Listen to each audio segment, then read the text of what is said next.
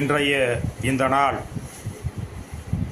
நம் மனதிற்கு இதமான மகிழ்வை தரக்கூடிய நன்னாள். ஆம், இந்திய திருநாட்டின் தென்கோடி முனையில் சோழ சாம்ராஜ்யத்தின் புலிக்கொடி பட்டொலி வீசி பறந்த தஞ்சை தரணியிலே திருக்குவளை எனும் குக்கிராமத்தில் பிறந்து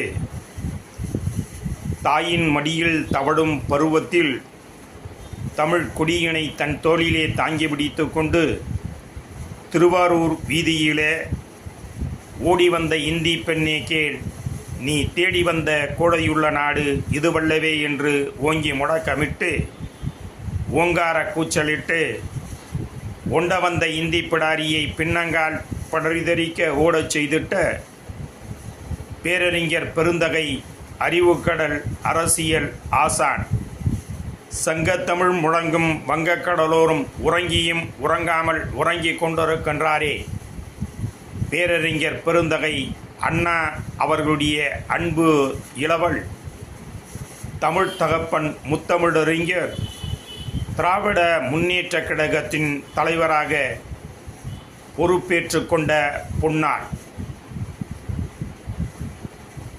இந்த இயக்கத்தை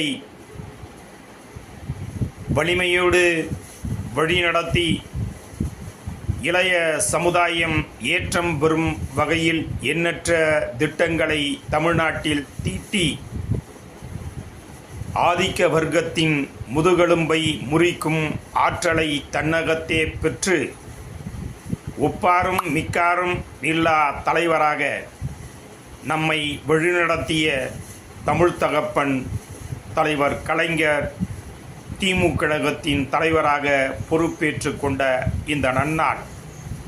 அவருக்கு பின்னால் நம் ஊனோடும் உதிரோத்தோடும் கலந்திருக்கக்கூடிய கொள்கைகளை கட்டி காக்கும் மாபெரும் இயக்கத்தினுடைய தலைவராக நம்மை காத்து வரக்கூடிய கழகத் தலைவர் தாயுமானவர் அண்ணன் தளபதி அவர்களின் கால்வழி நோக்கி கடும் பயணம் மேற்கொண்டு சர்வதிகாரத்தை வேறறுப்பதற்கும் மதவாத பாசிச சக்திகள் தமிழகத்தில் காலூன்றுவதற்கு அனுமதிக்காதும்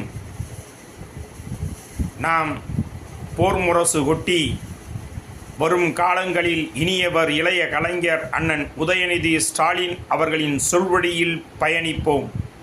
திராவிடமும் தமிழும் வெல்லும். தமிழ் வாழ்க, தமிழராய் வாழ்வோம். நன்றி, வணக்கம்.